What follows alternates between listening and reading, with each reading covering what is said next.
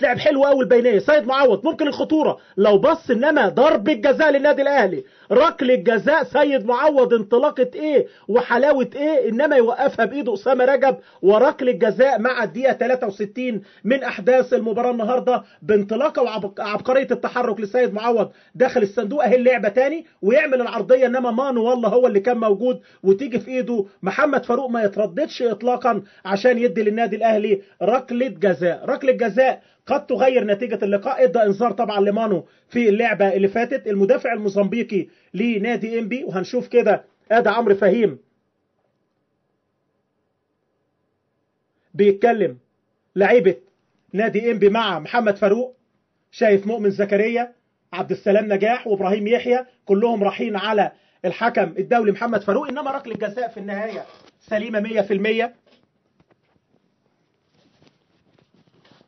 محمد عبد المنصف حارس المرمى. وهنشوف مين اللي هيسدد من النادي الاهلي في مباراة السوبر رقم 11، ومين اللي هيكمل مسيرة الهدافين اللي كان بدأها النادي الاهلي في بطولة 2003 امام الزمالك، لما الاهلي كان بطل الكاس والزمالك بطل الدوري، وانتهت المباراة بالتعادل بدون اهداف، وكان النادي الاهلي فاز بركلات الترجيح 3-1. شايف انا مانو خارج بره الملعب، كان عنده انذار وخد الثاني ولا ايه، انما ركله جزاء عبد الله السعيد هو اللي هيسدد. عبد الله السعيد ومحمد عبد المنصف، وفعلا خارج مانو هوت هيكمل فريق انبي ب10 لعيبه اللقاء النهارده، لان كان واخد انذار ولا استبعده، هنشوف مره ثانيه في الكادر كده.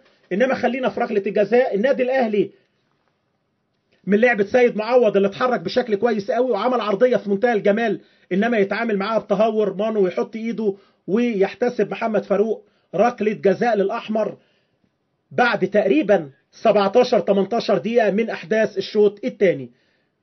ضرب جزاء لسه وقت كبير قوي. عبد الله السعيد، عبد الله السعيد وعبد المنصف، عبد الله وعبد المنصف، مش ممكن. عبد المنصف لسه جول جول جول واحد للنادي الاهلي، لمست محمد عبد المنصف وطلعها في منتهى الجمال، انما عبد الله السعيد يكمل. لو ما لمستش حد ما كانش يقدر ان هو يكملها، انما محمد عبد المنصف يتعملق ويتألق اول مره ويكملها عبد الله السعيد داخل شباك انبي، واحد دون مقابل للنادي الاهلي في الدقيقه 19 من احداث الشوط الثاني. يبقى الضغط اللي عمله لعيبه النادي الاهلي ادى الاخطاء زي ما شفنا كده، وقلنا ان كتر الضغط هو اللي بيعمل مشكله للمدافعين ويبدا تركيزهم يقل. ادي عبد الله وادي محمد عبد المنصف يا ولد يا لعيب، يطلعها لاول مره ويكمل فيها عبد الله السعيد داخل الشباك، واحد للنادي الاهلي دون مقابل لنادي انبي في السوبر رقم 11 للكره المصريه بدايه موسم 2012 2013.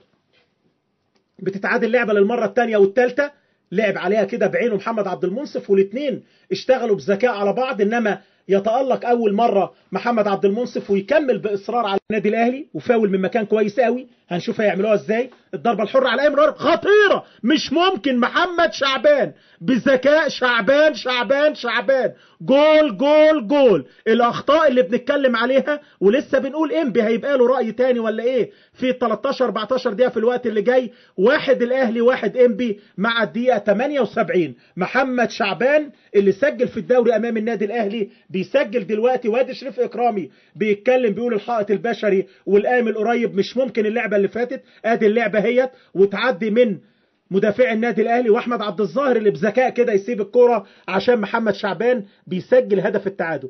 مش ممكن. ادي الاخطاء يا جماعه. كنا بنتكلم على حراس النادي الاهلي، شريف اكرام اللي خد القايم البعيد مستني العرضيه، وكان لازم حد يبقى واقف قدام الضربه الحره بشكل افضل من كده، انما بذكاء محمد شعبان يسجل هدف التعادل لفرقته في لقاء النهارده. انبي واحد الاهلي واحد. محمد ناصف بشكل كويس ويطلعها، انما ياخدها تاني ويلقطها محمد بركات، يا ولد يا لعيب يمشي بيها عرضيه جول جول جول. الجول الثاني للنادي الاهلي، مش ممكن. عرضيه ايه وحلاوه ايه، جده محمد بركات، عرضيه ما ترجعش. بقول لك يجي جون دلوقتي تقول مبروك. النادي الاهلي عرضيه بركات ورأسيه جده 2-1. الثلاث اجوان حلوا اللقاء. انبي عامل لقاء طيب وكبير. النادي الاهلي بخبره لعيبته، محمد بركات الانطلاقه في منتهى الجمال والروعه، وعرضيه جد يقول لك اهي دي ما ترجعش يا جدعان. حلوه العرضيه، راحه جون وهي راحه في الهوا، بقول جون. بص شوف بركات بيعمل ايه، والعرضيه التمركز الرائع،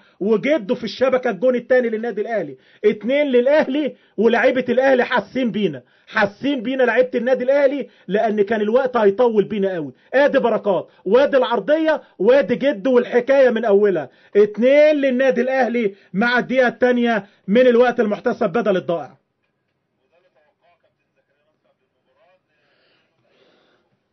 شفنا الاستوديو التحليلي